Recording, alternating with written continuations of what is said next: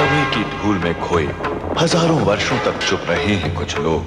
तो क्यों ना इस सन्नाटे को तोड़े हम, तो क्यों ना उन कथाओं को बांचे हम। एक बार फिर से लौटे हम इतिहास की ओर, कुछ कही अनकही बात एक नई दृष्टि के साथ। एक बार फिर से महाभारत, एक और महाभारत।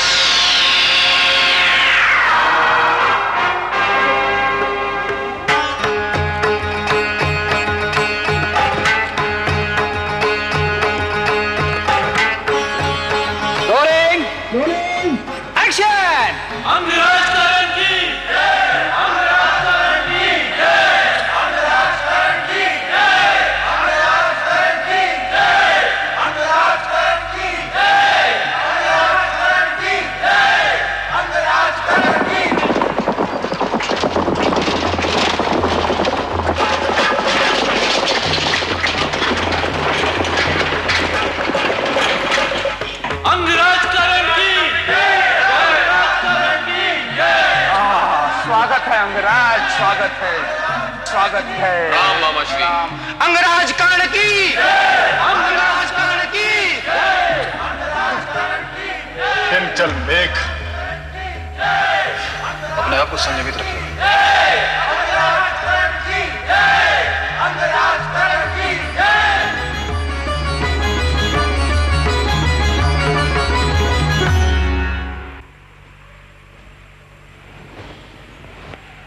एक और महाभारत। हजारों बरस पहले भारत की चेतना को झकझोर देने वाली घटनाओं को अपने पूरे सामाजिक, राजनैतिक और दार्शनिक संदर्भों सहित जिस महाभारत ने अजर और अमर कर दिया था, उन्हीं घटनाओं को आज के संदर्भ में जी रहे आम आदमी तक मानवीय दृष्टिकोण के साथ देखने का एक सहज प्रयास भर है।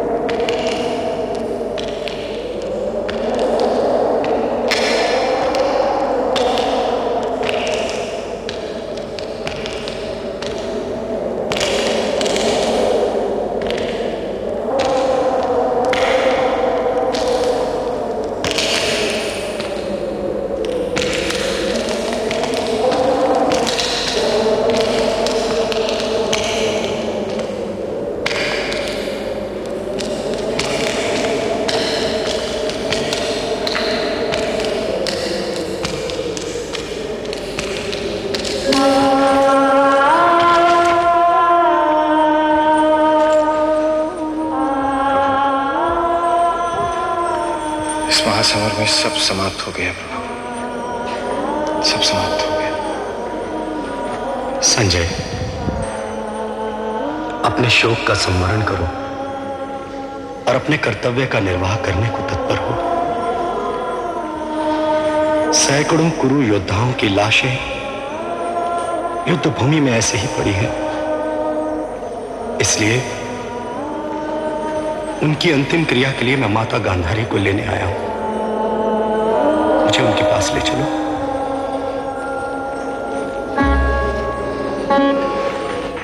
इसमें निसंदेह महाभारत काल के ही महल हैं, उसी काल की वीथियां हैं और उसी काल के रथ हैं, उसी काल के पात्र और उसी काल की युद्ध विभीषिका भी है। परंतु उस पौराणिक घटनाक्रम को आज एक बच्चे की सी भोली दृष्टि से पुनः देखेगा और दिखाएगा एक और Mahabharat.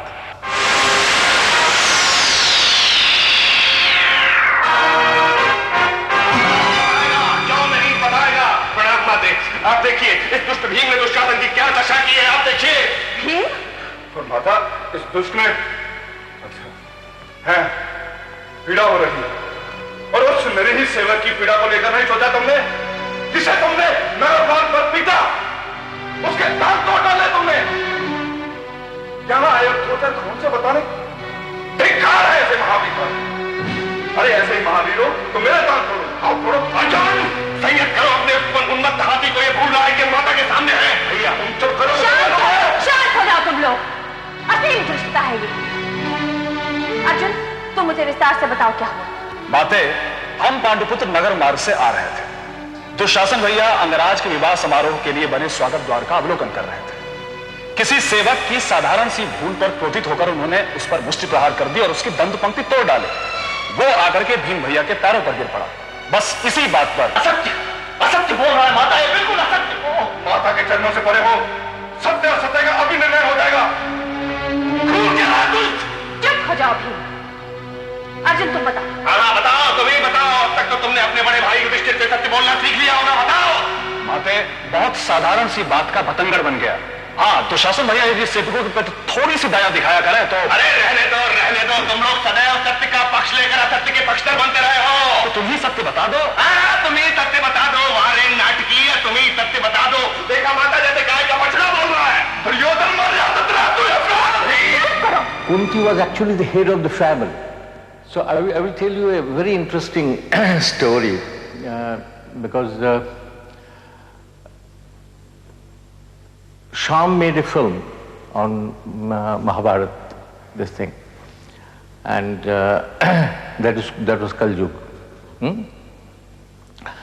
And that film was shown in Moscow Film Festival, and I was a member of the jury. So I had two interpreters, and they at the end of the film asked me that, my God, women has got such status. लज्जा आनी चाहिए तुम्हें। राजपुत्र हो तुम, महावीर भीष्म के पौत्र, महाव्रती के रक्तांश, नगर मार्गों पर ओछे संभाषण करते हुए परस्पर मारपीट करके समूचे कुरुकुल का अपमान कर रहे हो। चुप रहो। अल्पायु बालकों की तरह आपस में जूझना और फिर आकर माता के आंचल में बिलबिलाना तुम्हारी इस आयु को शोभा देता है? चलो जाओ यहां से, और आगे से फिर कभी बालकोचित उत्पात करके मेरे सामने मत आना। समझ नहीं आता इनके साथ युवकोचित व्यवहार करूं या बालकों की तरह दुत्कारूं। कभी कभी तो ऐसा लगता है कि ये आपस में भाई नहीं शत्रु है, शत्रु एक दूसरे के। शत्रु?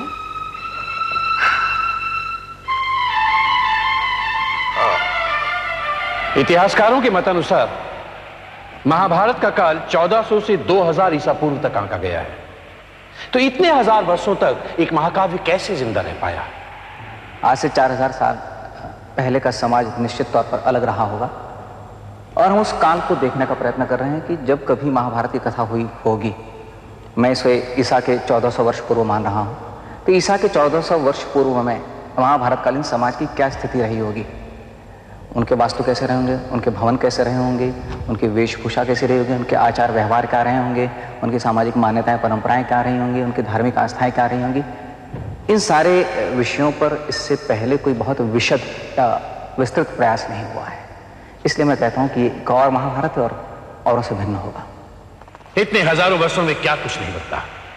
शासक बदले, शासन पद्धतियां बदली, राजनीतिक सिद्धांत और समीकरण बदल गए, सामाजिक मूल्य, मान्यताएं और सांस्कृतिक आस्थाएं बदल गई, लेकिन महाभारत आज भी जिंदा है। क्यों? क्योंकि एक बात नहीं बदली, जो तब भी थी और जो आज भी है, और वो है आदमी।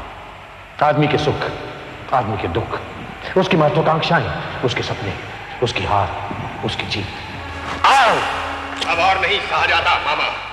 आपको याद है ना, कुंती और माद्री जब वैधव्य का चांटा खाकर वन से यहाँ आकर गिरी थी, उस समय कैसे ये पांचों असभ्य वनवासी बालक हमारे वैभव भरे संसार में शान भाव से घूमते थे, विस्मित, आतंकित, चकित। लेकिन तभी कुंती ने अपने इन पंच पापों के मन मस्तिष्क में ये बात बिठा दी होगी कि इस राज वैभव पर उनका भी अधिकार है।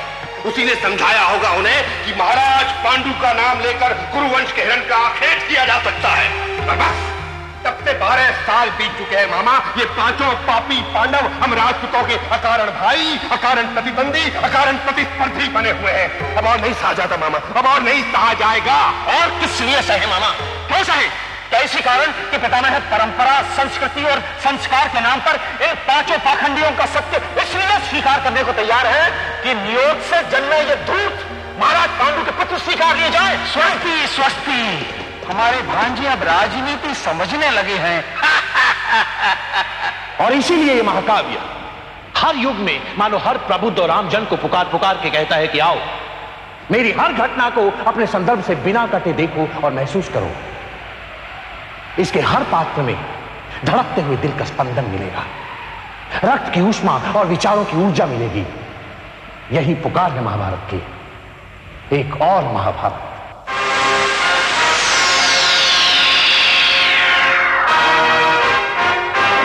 Interpret Mahabharata in any number of ways. 1,000 interpretations, it's so vast.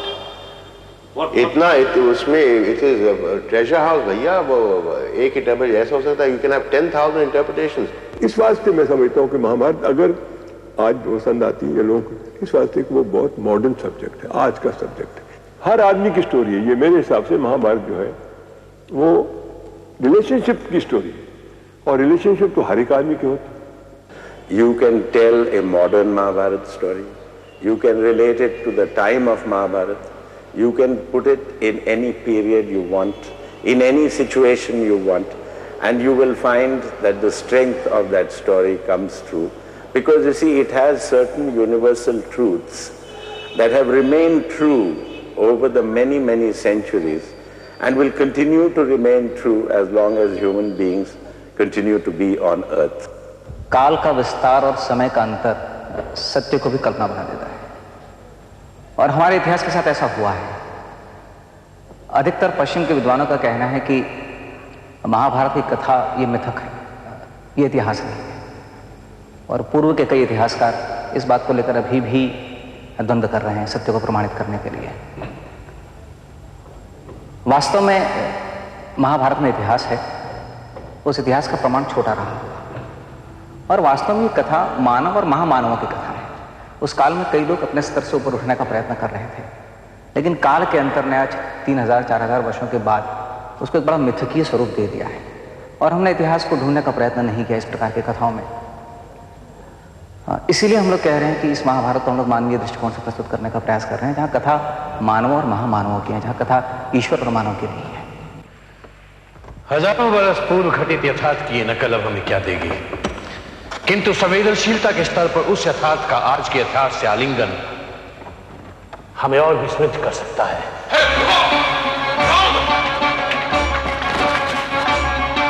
वही कृष्ण, वही पांडव। सुन रहे हो अर्जुन? क्या बड़े भैया, ये स्वर? हाँ, वो अंगराज का स्वागत कर रहा है। नहीं, वो हमारी तुम्हारी पिटाई की व्यवस्था कर रहे हैं। वही कौरव। उलझता होगा, अवश्य उलझता होगा। सच तो यह है कि उसे उस प्रपंची युधिष्ठिर ने ही प्रोत्साहन दे रखा है, कह रखा है कि अवसर पाते ही किसी न किसी बहाने कुरुराज धृतराष्ट्र के पुत्रों का वध करते रहो। अरे नहीं नहीं मामा, ये तो कुछ ज्यादा ही विचार कर रहे हैं हम। पांडु पुत्र भी हमारे भाई हैं, और कोई भाई चाहे कैसा भी हो ऐसा कभी नहीं सोच सकता है। कर्ण जी भैया। तू मूर्ख है। क्यों? तभी तो कह रहा है कि वो हमारे भाई हैं, महाराज पांडु के पुत्र हैं। तो ये मूर्खता कैसे हुई भैया? बना मामा पूछता है मूर्खता कैसे हुई। और वही युद्ध।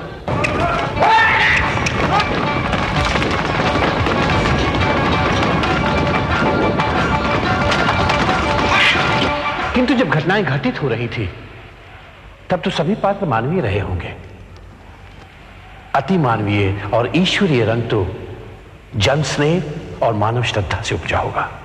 देखिए, जब हम भगवान शब्द का उच्चारण करते हैं तो अचानक मानव से जो उसके महानता है उसको थोड़ा परे कर देते हैं। भगवान बना के हमने कृष्ण को अपने आप से दूर कर दिया। अगर हम गीता के कृष्ण को अपने करीब लाते और गीता को जिस ढंग से अगर हम एडॉप्ट कर पाते जीवन में, तो गीता के अगर एक श्लोक को भी एडॉप्ट कर पाते तो कृष्ण नहीं तो कृष्ण के सिद्धि का एक हिस्सा तो बन सकते थे। कृष्ण तो सिद्धि का चरम थे। तो गड़बड़ यही हुई है कि हमने हर महापुरुष को भगवान बना दिया एक सीमा पर जाके, और हम उसका स्मारक बना के पूजा करने लगे, या हमने उसके जीवन ग्रंथ के बारे में कोई पुस्तक लिख दी और उस पुस्तक को अलमारे में बंद कर दिया कि यह धर्म की पुस्तक है और इसमें भक्ति भाव से पूजा के फूल चढ़ाते रहिए और रोली तिलक करते रहिए। उसका जीवन से कोई संबंध नहीं रहा। यह स्थिति महाभारत के बारे में हुई, यह स्थिति कृष्ण के बारे में हुई, यह भीष्म के बारे में भी हुआ है और यह पांडवों के बारे में भी हुआ है। आइए एक और महाभारत में अब हम कुछ देर को कड़ी दर कड़ी महाभारत की हर घटना, हर पात्र को इस अति मानवीय आवरण से हटाकर देखें। वही भीष्म, वही शकुनी, वही कुंती और वही गांधारी। हर पात्र अपनी अपनी कमजोरियों, पीड़ाओं और छटपटाहट के साथ आपके सामने खड़ा होगा। आप कीजिए सवाल, कौन था नायक? कृष्ण,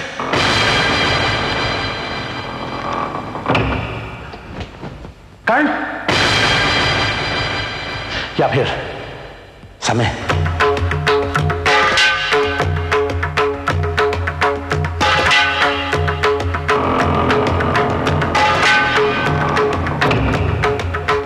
कौन था खलनायक? दुर्योधन, नियोग या द्रौपदी का आहत स्त्रीत्व? It's not villains and heroes and vamps. Problem ये है कि हम वही हिंदी फिल्म बना देते हैं उसको। नहीं है भाई, it is beyond all this easy categories कि हीरो कौन है, विलेन कौन है, वैम्प कौन है, कॉमेडियन कौन है।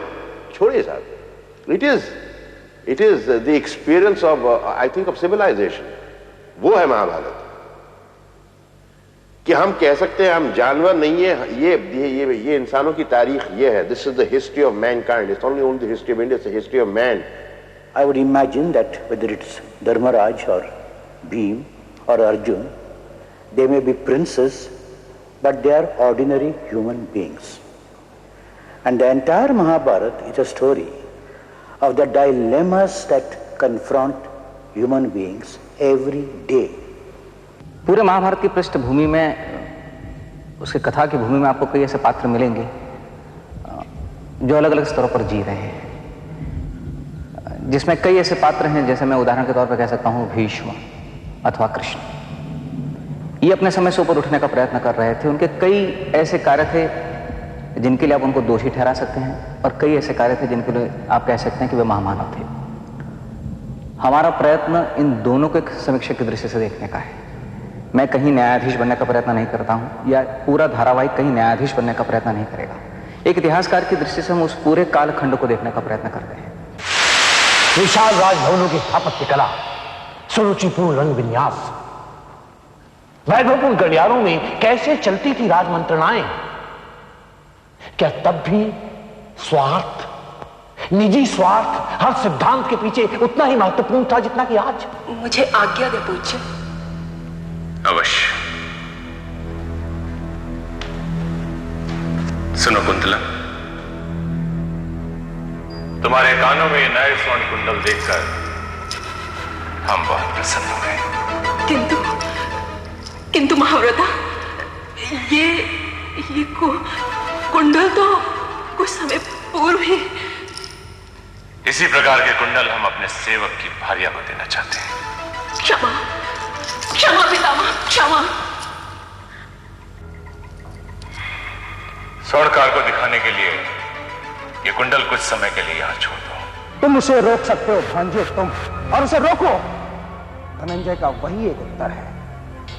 सैकड़ों तीरों से भरे हुए तरकश के बीच इसी एक तीक्ष्ण और मर्मभेदी तीर की तलाश थी तुम्हें दुर्योधन, और वो अधिरथ पुत्र के रूप में तुम्हें मिल गया है। अधिरथ पुत्र नहीं मामा, अंगराज कर्ण का।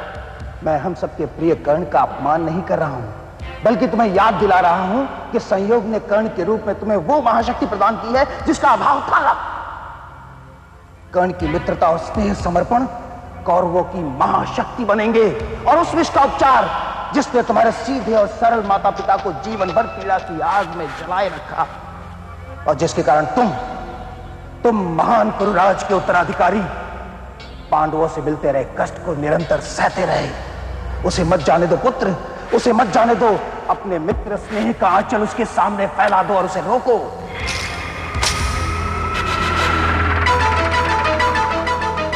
ये स्वर्ण कुंडल तुम्हारी पुत्र वधु कुंतला के हैं गणनायक बहुल।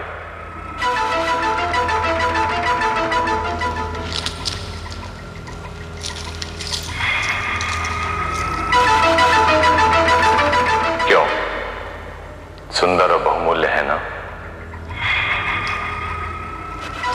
परंतु पितामह, इतने मूल्यवान कुंडल उसके पास आए कहां से? गांधार राज शकुनी जिस पर प्रसन्न हो जाएं, वहां क्या नहीं हो सकता। बहुल, कुंतला सौभाग्यशालिनी है, उसे ये दे देना।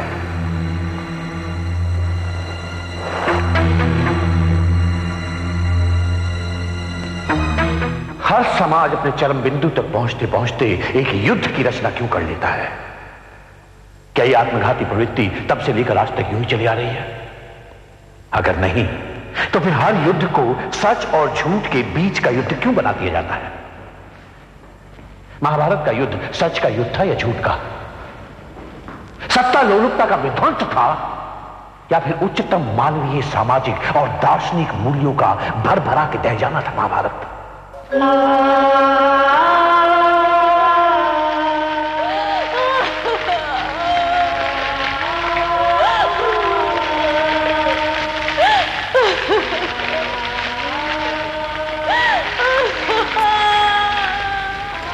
माता, बोले राजमाता।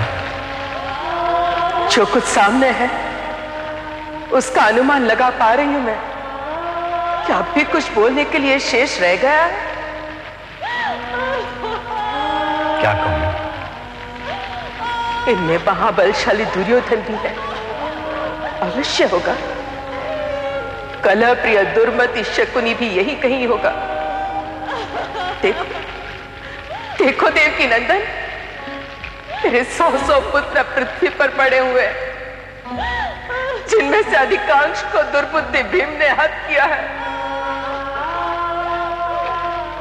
मैं अनुभव कर रही हूं, बच्चा पे सुनकर देख भी पा रही हूं कि मेरे पुत्र पतिहीन बालिका वधु है, बाल बिखराए हुए इस दुर्गंध युक्त विषाक्त रणभूमि में अपने अपने पति और पुत्रों के निर्जीव शरीरों के पास अस्त व्यस्त दौड़ी जा रही है। सुंदरी, भानुमती, कर्णप्रिया, वृषाली माथा पटक पटक कर चित्कार कर रही है। शांति, शांति से काम लो गांधार सुते। किसके लिए, किस कारण? कुछ भाग्यहीना के भाग्य में धैर्य कहां राजन? सुन रहे हो वासुदेव? हे श्री कृष्ण, मधुसूदन, नंदलाल, हर प्रश्न, हर जिज्ञासा की महाभारत में उड़ान, एक और महाभारत।